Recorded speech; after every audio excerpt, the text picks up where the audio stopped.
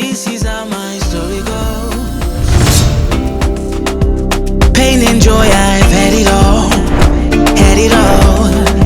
Can I tell you my story? Story. Oh, this is my story. Yes, I tell you my story. Welcome to the EN show, and today I feel like drum rolls should be ringing up there. Today I've got Tendai, the beast Mtawarira. A warm welcome to you, Tendai. Oh, thank you, Emily. Thanks for having me on the show. I'm so excited. So when I thought about, just having you on the show, I was like, oh my gosh, where do I start with this guy? His story is like so long. I've only got a short period of time, but I want to start off with one of the most iconic moments for me personally, because I'm going to take this opportunity, right? Yeah. I was watching TV and I saw you literally lift up the World Cup rugby, the cup. Yeah. And I think you were in Paris and it was security galore. It was like hundreds of millions of people, a sea of people.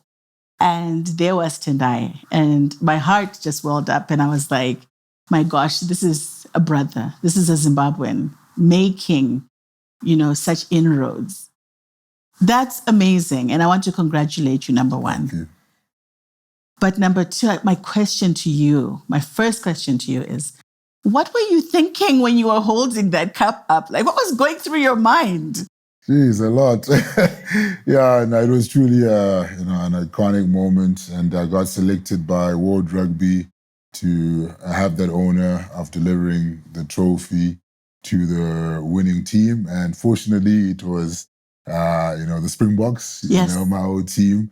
And it was a very proud moment to be able to deliver the trophy to pretty much, most of the guys that I played with back in 2019 when we won the World Cup again. So it brought back a lot of memories, and I was so emotional. I remember dropping a tear, just walking out. And it's an honor that was bestowed upon me, and something that I'll truly treasure, forever, that my grandkids can get to watch and see one day. So, yeah, very, very special. To be honest with you, I must have shed a tear or two as well, because I thought it was very representative of your journey. I looked at it and I was like, if I was his mom, I would be like, look at where my son is. What an iconic journey. But this was probably not something that you would have thought about when you were 15 years old and you were at Churchill, because you started off at Churchill, right?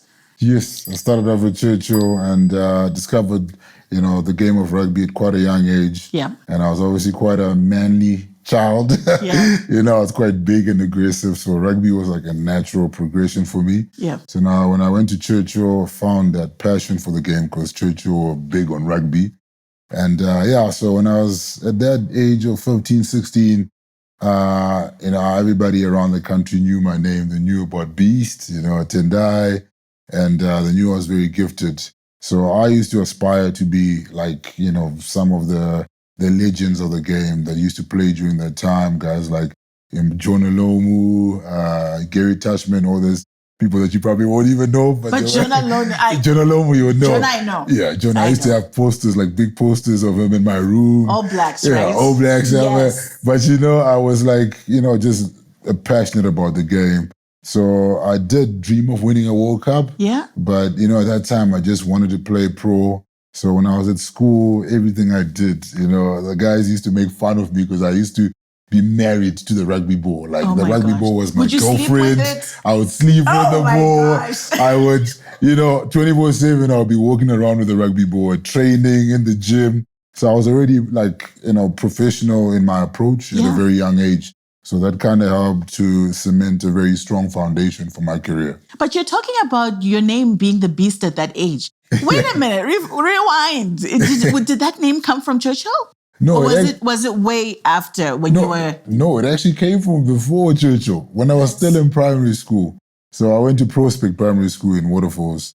And as I said, I was quite big and aggressive. So my best mate at the time, his name is Kuda, he's now living in Namibia. He was deliberating with my other friends, like, what nickname do we give this guy? Because, he's got this mold, he's big, he's strong.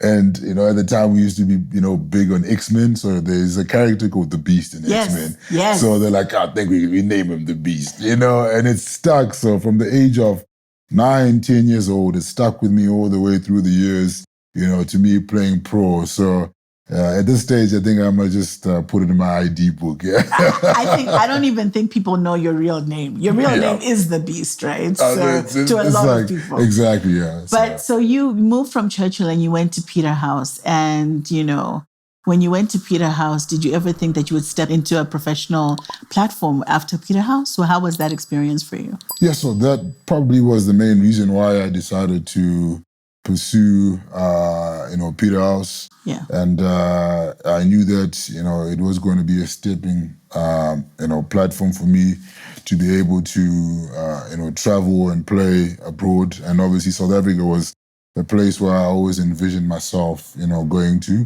Mm-hmm. So, with Peterhouse, the facilities that they have, they were at my exposure. And I could obviously get into the gym anytime I liked, and I had the right diet, I could eat well. So they had all the resources, to make me the best that I could be on the field. So I obviously left Churchill and I got called a traitor, but it was nothing personal against Churchill. Yeah. It just merely, I just knew that this would be the right call for my, career in the long term. And it actually happened that way. When I went to Peterhouse, we traveled to the Sharks on one of the tours. I was a captain my last year, actually, as a sixth form. And it was there where I got scouted by one of the Sharks coaches. He saw me playing and he was impressed with what he saw. And from that day, I got offered a contract. I got offered an opportunity to come and study. So it was like a dream come true for me. I didn't sleep I didn't sleep for days after that. So it was all because I obviously went to Peterhouse and embraced that opportunity. What an incredible start. And so, before we go on to the break, I wanted to know what I've always been curious about this. Like, so what happened with your dad and your family when they heard that our young man, our teenage young man has been scouted. He's been offered this great opportunity in South Africa. And at the time, I don't think it was normal for those conversations to be happening with parents, right? So what went through your dad's mind, at that stage? The first thing my dad said was like, no, you have to go study. Yes. So, and obviously I was quite a strong character, strong-willed, and I knew what I wanted to do in life. So my dad was like, what if you get your leg broken? What are you going to do? So I didn't even think about that. I knew that I was so good at this game and I just needed an opportunity to showcase my talent. And, I just had this hunger inside of me, this dog, this hungry dog inside of me. So obviously my mom was always kind of supportive. She was like, I know that you got a heart after this sport, so I'm behind you.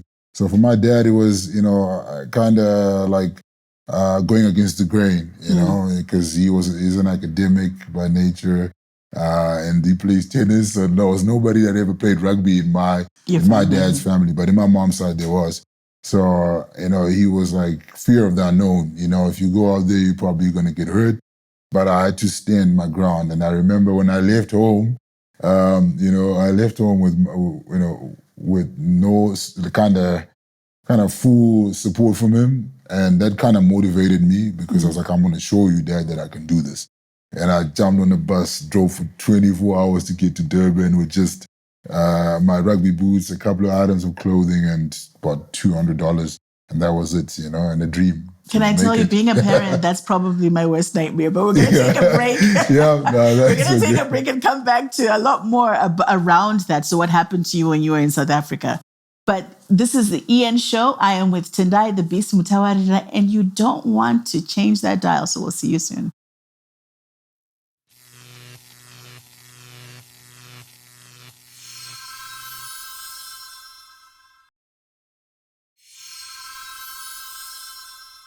Welcome back to the EN Show, and I'm with Tendai, the Beast Mtawarira. So Tendai, you were talking about you're on a bus. You're going to South Africa. You've got this new adventure. And I want to show Dara Kumba kuti I can do this, right? Yeah. Tell me, what was your first day playing? I mean, when you were on the rugby field and you now realize that, my guy, this is like a whole new world. What went through your mind at that time? Was there ever a time you self-doubted or, yeah? And that's the thing that was probably quite, different for me. I just had this belief in myself, Wow. I just knew that all I needed was the opportunity to showcase that I could, dominate anyone on the field. So I had this do or die attitude, and for me it was like an opportunity to change my life, to help my family back home. My parents had done their utmost best to give me a great start in life, me and my siblings. So now it was my turn to go out there and really, claim a stake, into this, career that I wanted. So when I got to my first training session, the Sharks Academy, I was like ready, and the other South African kids, because you're coming from a different country, they look down upon you. He's from Zim. Yeah. Who is this guy? And I introduced myself to everybody as Beast. They're like, what? Your name is Beast? Who are you?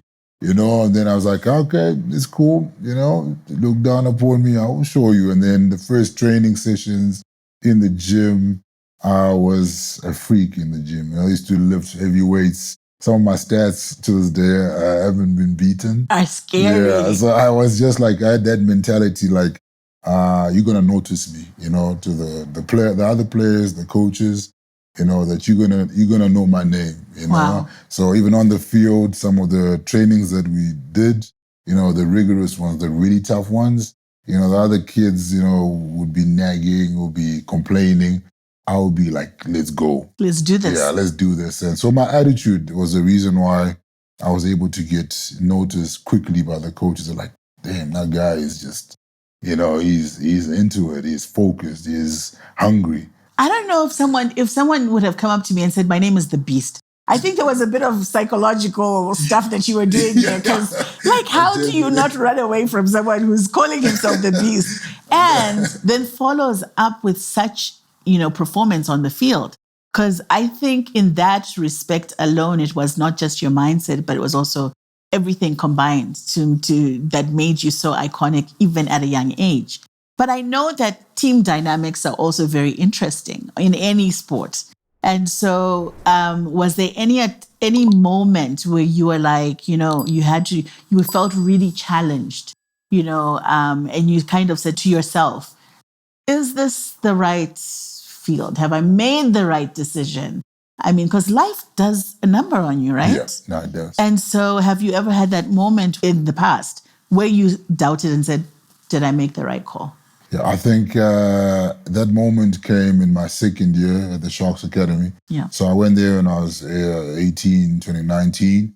And obviously, really did well and impressed the coaches. And I got a contract bump in my first year, and I got to live comfortably in a rugby house. I got promoted. And but my end goal was like to play for the Sharks. This was like my dream, I was obviously climbing through the ranks, playing junior rugby. But in my second year, I was playing a specific position, number 8, that I played my entire schoolboy career. Okay. So I got there playing this position. And then now the second year, because they obviously saw that I was very strong, I was very, explosive on the field, the head coach of the Sharks decided to have a conversation with me in his office. So I couldn't sleep the night before. I was so excited. Like, this is my opportunity. He obviously wants to, give me a place in the main team. Yeah. And then, I rocked up at his office, all excited, sat down with him. And it's like, Beastie, you've done really well. I've noticed you, and I think that you can go very far, but I think you're playing the wrong position. So I'm like, my heart just sank. I'm like, what do you mean? Wow. It's like, I think that if you change your position from number 8 to number 1, I promise you, you will become a springbok within the next 2 years. You've got everything, you can handle it. All you got to do is now learn the technique. And the thing is, with that position, the new position was so complex. It's like a position that you need to master, and a lot of the guys that have played there since junior rugby, since they were And like, you were comfortable with the number 8 position, I was right? comfortable with number 8. So I wanted to play top tier rugby, professional rugby at number 8. Yeah. And there was a curveball. Like, it was a massive curveball. I remember after that meeting, he made some promises. He said that if I made it work, if I embraced it, I was guaranteed of a life-changing contract. I was guaranteed of a position in the Sharks. So this was all like I was dreaming of. So he threw a carrot. So I remember leaving his office afterwards and breaking down and crying and sobbing in the toilet. And I didn't want the other boys to see. Yeah. I was just sobbing and I just started praying, My Lord, I don't understand this. I've done everything on my part. What are you telling me, God? What are you telling me? What are you telling me? This is like, so I was kind of discouraged. Yeah. And it was only when I went back to the rugby house and one of my peers said to me, "Hey, Beast, you're looking at this the wrong way. Wow. This is actually an opportunity." So a guy, same age as me, is like, "You're looking at it the wrong way." That guy spoke life into me. Like, in that moment, the penny dropped. Wow. I was like, okay, I am going to give this everything. And literally from that day, my mindset just kind of changed totally. And fast forward a couple of years, it was the best, change that I could have ever made for my rugby career. It's amazing how you mentioned the power of what you put in your mind and how you view a challenge. Yeah. And, I think that's one of the most important messages that we have here is that we are limited by how far we can see and how far we can imagine where we need to be. But I don't know what I would have done, because sometimes we dream things and we dream things with blinkers. We never think that we're going to be, laywayed in a certain way. But imagine if you had never taken that step. Exactly. Where would we have been? Yeah. I also think about the moment where you were holding up the cup with the South African national team, and when you guys won your first. Yeah, that must have been something else. So we're going to come back to that question, and I just want you to take me through what was happening in the locker room before you guys were going out on the field, and how you guys hyped yourselves up to win. But we're going to take a break. We'll be right back. This is the EN Show. I'm with Tendai Mtawarira, and we will be right back. See you soon.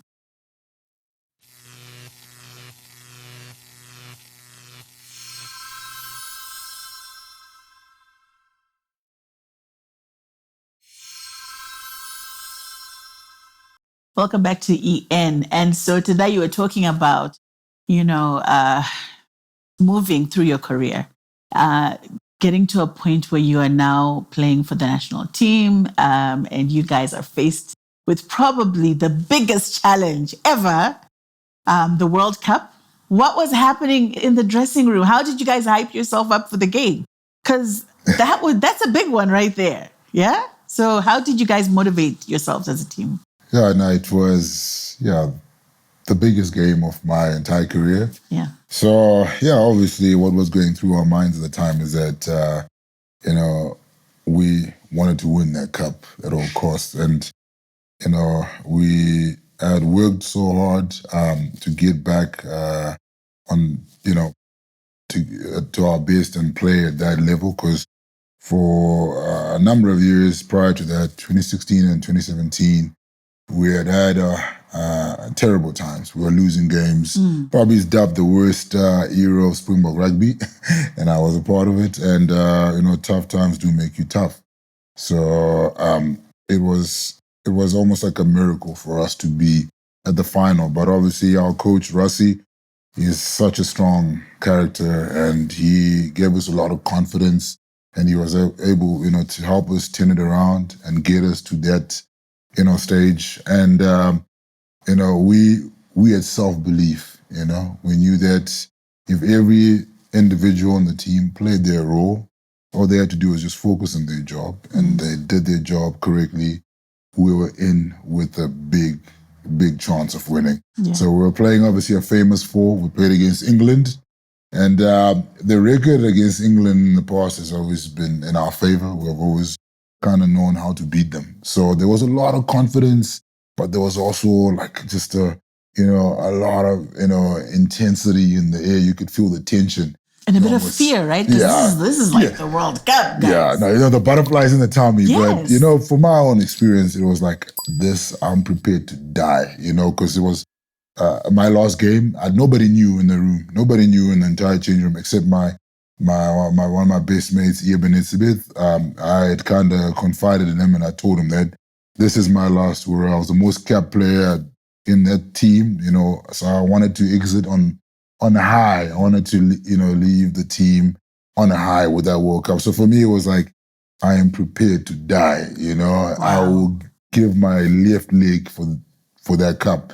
So that was the mentality, and it was crazy. Really exciting. I'm already feeling like I was there because, just the adrenaline that was pumping through you guys must have just been amazing. But so now you are where you are and you've done all these incredible things. What is the legacy? What is that one thing that you want to be known for? Because I know you're doing some incredible work in Zimbabwe with the foundation. Tell me about the Beast Foundation. Oh, no, that's, a passion project of mine. So, you ask a great question. Obviously, people know me for what I did on the field. Decorated legend, achieved so many milestones. But for me, like the work I'm doing now with my foundation is the greater part of my legacy.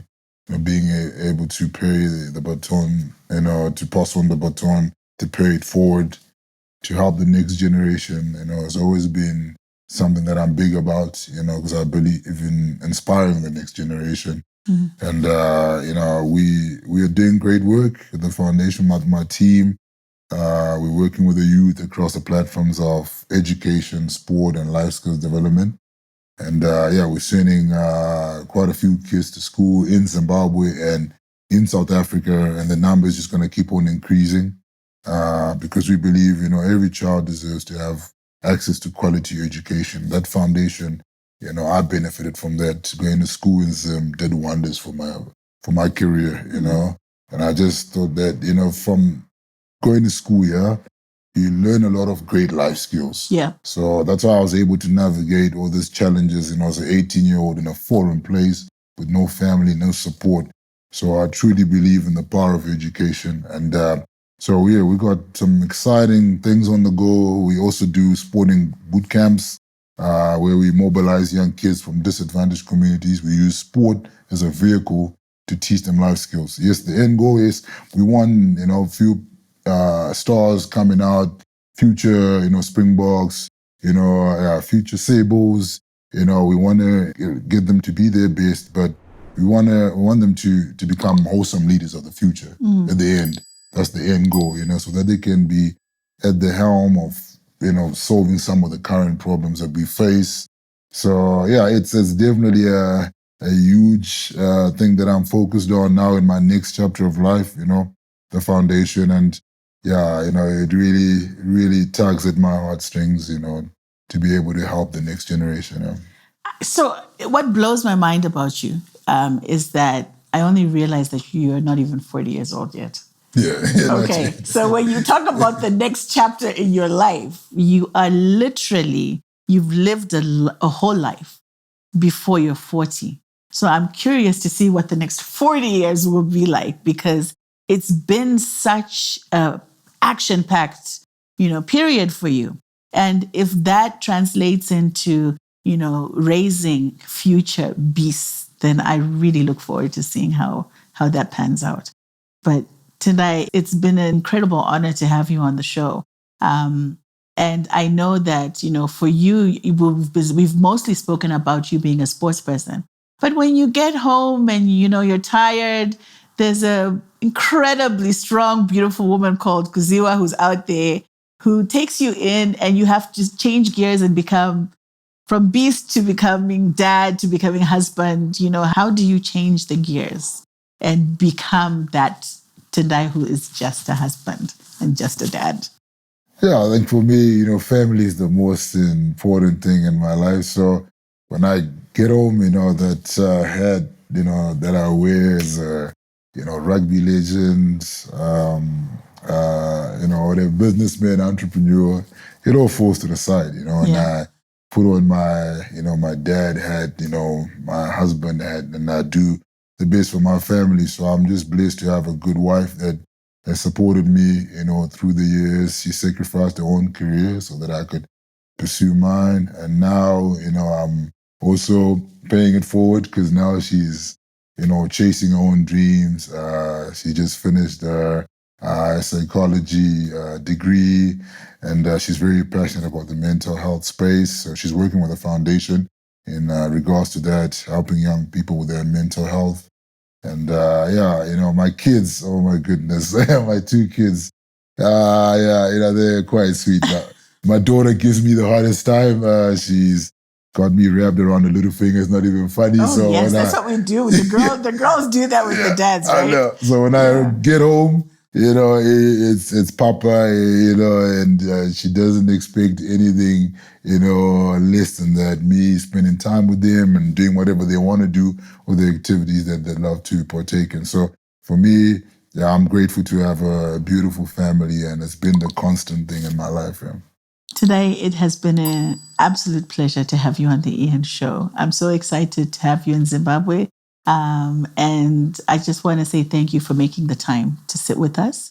I look forward to EN Extra, which if you're watching, you need to log on to our YouTube platform because we're going to carry this forward with Tendai on our YouTube platform. But on this platform, I'd like to say thank you. And, we wish you well in everything that you do.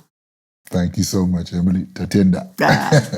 This is the Ian Show. I'm with Tendai, the Beast Mtawarira. And as always, we are sending love and light your way.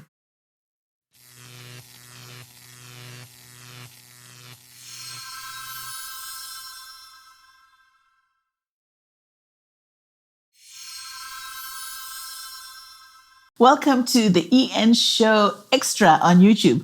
And I'm with Tendai, the Beast Mtawarira. Oh, I'm so excited. This is my happy space right now. So Tendai, you were talking about, when we were doing the interview, you spoke about God. That kind of shocked me. I was like, what? This guy's a Christian. He believes in God. That's awesome. And you said it in a way that was very sincere. What does God mean to you? Like, what does that Christian journey look like for you? Yeah, no, God means everything to me. I wouldn't be here if it wasn't for Jesus Christ. I got saved when I was 16 years old. Wow. So, and I promise you, it helped me navigate life and, overcome so many challenges.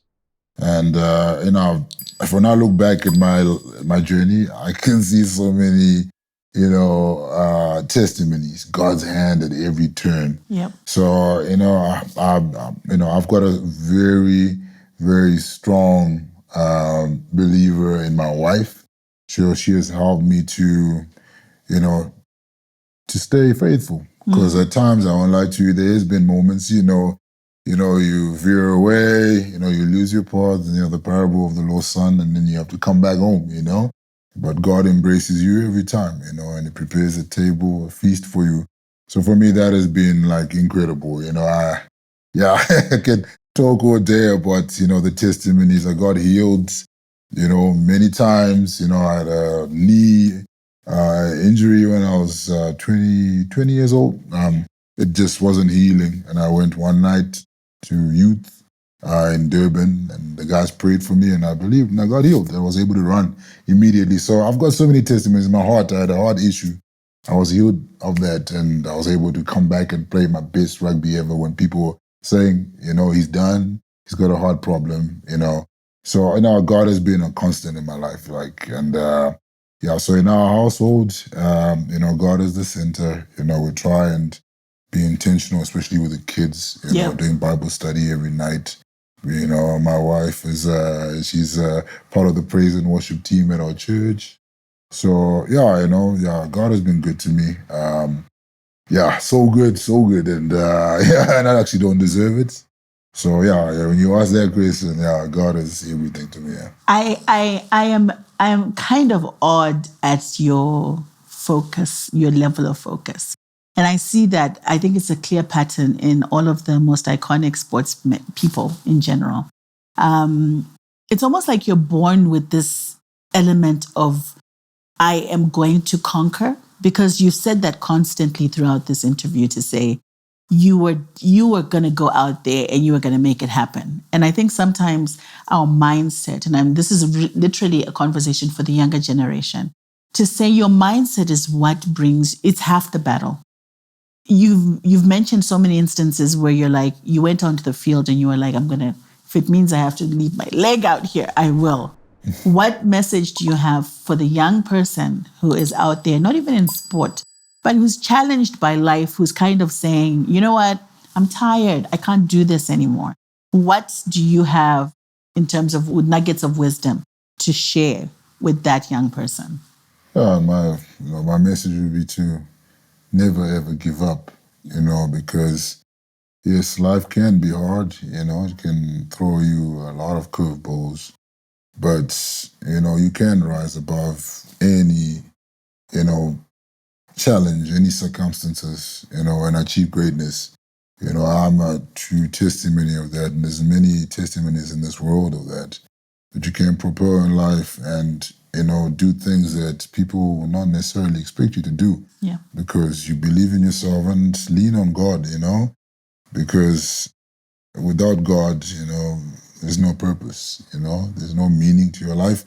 And I say that, from a place of humility. I'm not perfect. I'm far from perfect. I've made many mistakes. But God has been, the difference maker, and I can see it. So I encourage young people to lean on God, read the words, pray, because prayer is powerful. I'm still benefiting from my mom's prayers to this day. I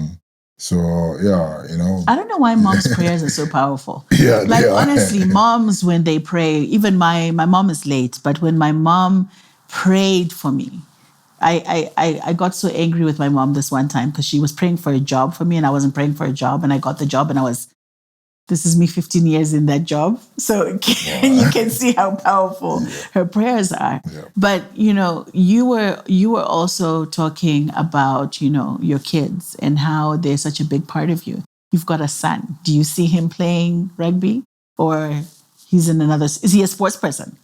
Yes, he is. So just to let you know, me and Kuzio made a pact that I'm not allowed to force him to play rugby. Oh, okay. So it's either it has to be his choice. He would love to get into the game. Right now, he hasn't got into it. He loves basketball. So basketball is his number one sport, know. And I was like, you know what, son, you go for it. And I've got him a private coach at home that comes and teaches him on Saturdays. And during the week, he practices at school. So he loves basketball now, and I think, he can excel at it. And he's also an academic. He's very good in class. So for me, it's like, whichever way you want to go, I know I'll support you. And because obviously a lot of people, especially in the schools, they try and, kind of put a lot of pressure, especially on, the kids that, belong to, a sporting family. And then they say, hey, you're probably going to become like your dad. And there's all this weight on their shoulders, this burden. So sometimes it's hard to bear. So you can't do that as well, from home. I would love to see him play rugby, but if it's not for him, it's also okay. But on another note, I think my daughter is probably the one that should play rugby because she takes after me when it comes to strength, eating, everything. So I think I'm trying to nudge her to play rugby now. She's into netball, but I'm like, just give it a try. So, hey. She's going to be iconic no matter where she goes. So don't worry about that one. She probably has it in her, I'm going to get this done. Yeah, so, no, she definitely does. Yeah, no, Tendai, thank you so much. It's been an awesome time that we've had with you on the show. And, we wish you well with the foundation and everything that you're doing. And next time you come to Zim, please find your way back on the EN show. Give us an update on what's happening. We'd love to keep track of you, no matter where you go, no matter what happens. So thank you for having us. Thank you, Emily. And I'll certainly keep in touch and come to the show again. Wonderful. This is the EN Extra, and we hope to see you again. Today we are with Tendai Mtawarira, and as usual, we are sending love and light your way.